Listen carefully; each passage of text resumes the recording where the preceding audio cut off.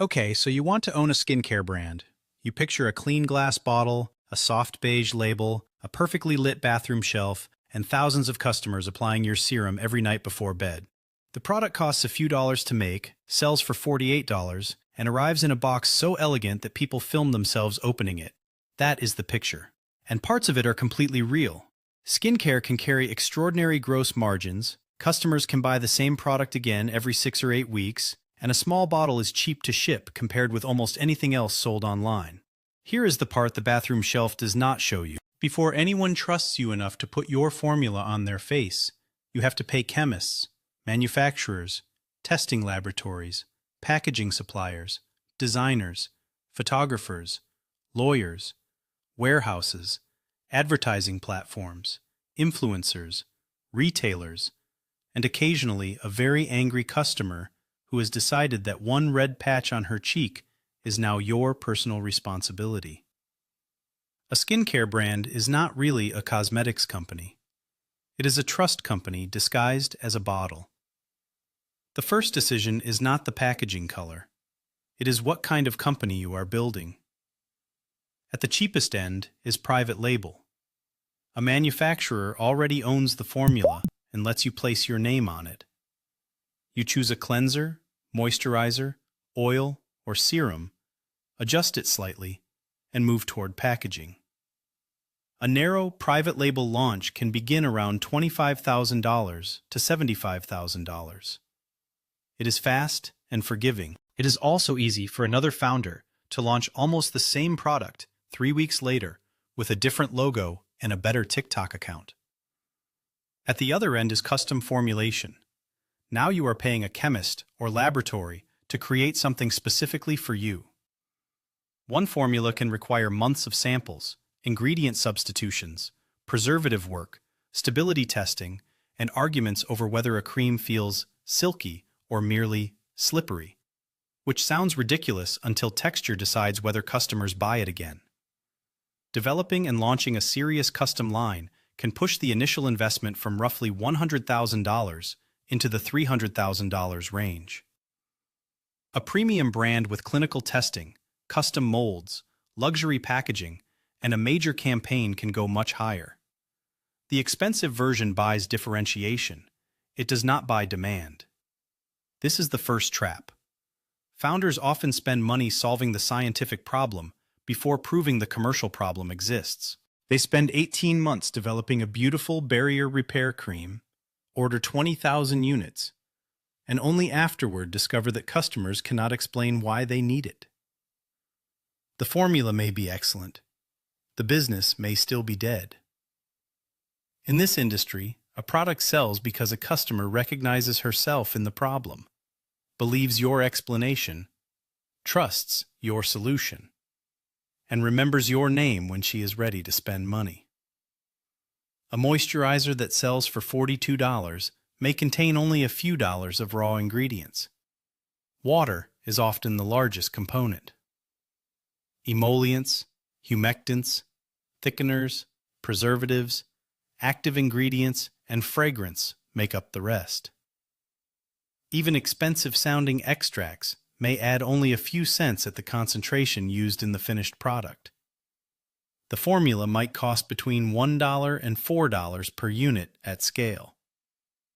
Then the packaging arrives and quietly becomes more expensive than what is inside it. The bottle, pump, cap, label, carton, seal, and shipping box can add another $2 to $7 per unit, sometimes more for glass, airless pumps, or custom molds.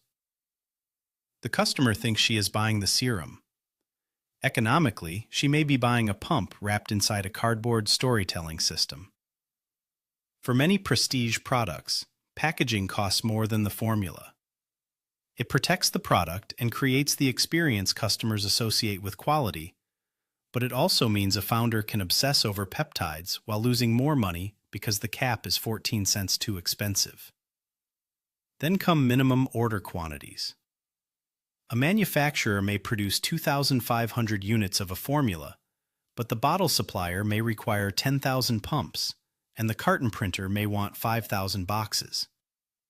These minimums rarely align. You can launch with 3,000 finished units and still be left with 7,000 unused pumps sitting in a warehouse, like tiny plastic reminders that supply chains enjoy practical jokes. The cash tied up in those components may sit there for a year. Testing adds another invisible layer. A product may separate in heat, react with its pump, grow microorganisms, or become thin after freezing in a delivery truck. Stability, preservative, compatibility, and safety testing can cost thousands per product. Skip it and your vitamin C serum may turn brown inside the customer's cabinet, which is an expensive way to learn chemistry in public. Now the product is ready. Assume your moisturizer costs $7 landed, including formula, packaging, assembly, freight, and duties, and sells for $42. On paper, that is an 83% gross margin. It looks like a machine that turns lotion into money. But gross margin in skincare is the beginning of the story, not the ending. Pick and pack fees, postage, payment processing, protective packaging, and customer service may consume $7 to $12 on a single online order. If the customer used a 15% discount code, the $42 sale is now $35.70. Subtract the product cost, fulfillment, and payment fees, and perhaps $19 remains before marketing, salaries, software, rent, refunds, samples, damaged inventory, photography, and the founder's sudden belief that the brand urgently needs a launch dinner in Los Angeles. Marketing is where most of that remaining money disappears.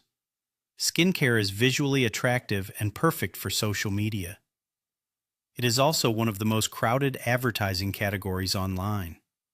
You are not only competing with other startups, you are competing with global companies that have celebrity ambassadors, decades of retail placement, and enough advertising data to know which bathroom tiles make a moisturizer look most trustworthy. A new brand may spend $30, $50, or even $80 to acquire one customer. If that customer buys one $42 product and never returns, the economics can be negative even with an 80% product margin. This is why repeat purchase is not a bonus. It is the business. The first order often pays for acquiring the customer. The second begins to produce profit. The third is where the brand becomes valuable.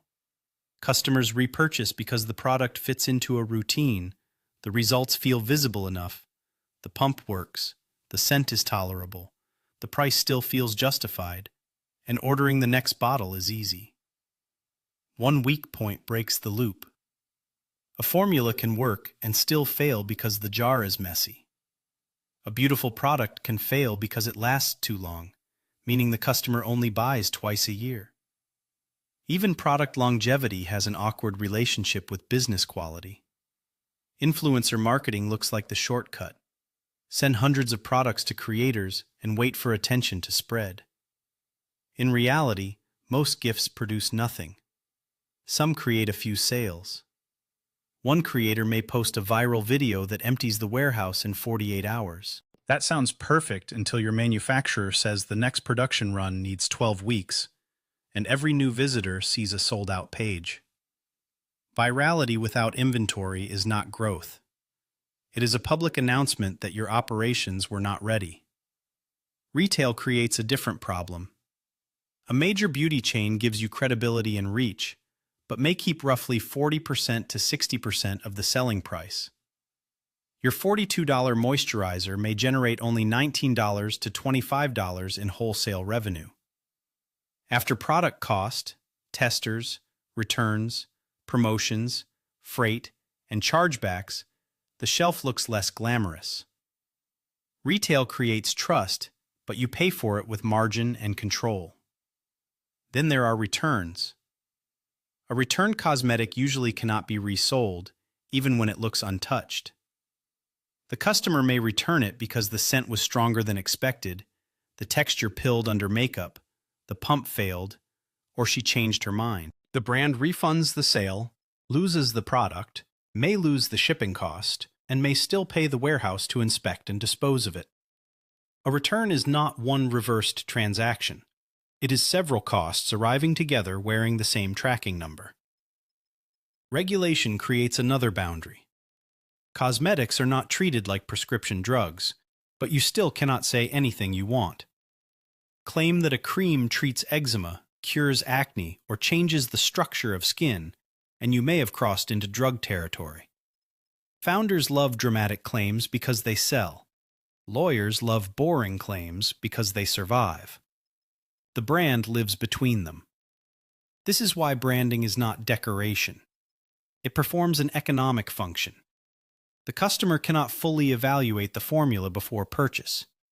She cannot look at a serum and see whether it will work 3 weeks later. She uses signals: packaging, reviews, founder story, ingredient explanation, before and after images, retailer placement, price, and the behavior of other customers. Brand is the system that reduces uncertainty. A product from an unknown company at $8 may feel suspicious. The same apparent product from a respected company at $48 may feel safer. The extra $40 is partly the price of confidence. The strongest skincare companies often build around one hero product.